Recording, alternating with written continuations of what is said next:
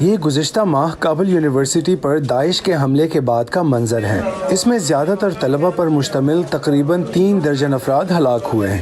یہ حملہ صدر ڈونلڈ ٹرمپ کے داعش کی علاقائی شکست کے اعلان کے کچھ مہینوں بعد ہی داعش کے 2020 میں عالمی سطح پر درجنوں کامیاب حملوں میں سے ایک تھا۔ The United States military, our coalition partners. امریکی فوج، ہمارے اتحادیوں اور شامی ڈیموکریٹک فورسز نے شام اور عراق میں داعش کے زیر قبضہ تمام علاقے کو آزاد کروایا ہے۔ اس کا باضابطہ طور پر اگلے ہفتے کسی وقت اعلان کیا جائے گا کہ ہم نے خلافت پر 100% کنٹرول حاصل کر لیا ہے۔ شام اور عراق کے کچھ علاقوں میں داعش کی مزاحمت جاری ہے، جہاں وہ حملے کرتے رہتے ہیں، اور فرانس میں مزید حملے۔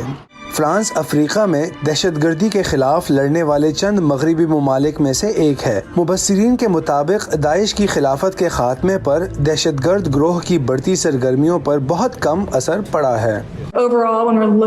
مجموعی طور پر جب ہم افریقہ میں اسلامک اسٹیٹ کی سرگرمیوں کو دیکھتے ہیں تو وہاں کامیابی حاصل کرنا مشکل نہیں۔ وہاں اس گروہ کے لیے سرگرمیاں جاری رکھنے کے مواقع موجود ہیں، جیسے مقامی تنازعات جس میں اس نے خود کو شامل کیا ہے۔ واضح طور پر مغربی اتحادی افریقہ کے تنازعات میں الجھنے میں کوئی دلچسپی نہیں رکھتے۔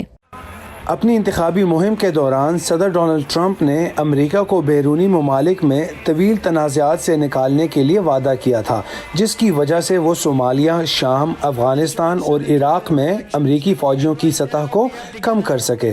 لیکن عراق کے شمالی تیل سے مالا مال متنازع علاقوں میں کچھ ماہرین نے متنبع کیا ہے کہ دولت اسلامیہ پہلے ہی مقامی باشندوں اور عراقی فوج اور شیعہ ملیشیا گروہوں کے مابین اعتماد کی کمی کا فائدہ اٹھا رہی ہے جو ان کی حفاظت کے لیے تعینات ہے۔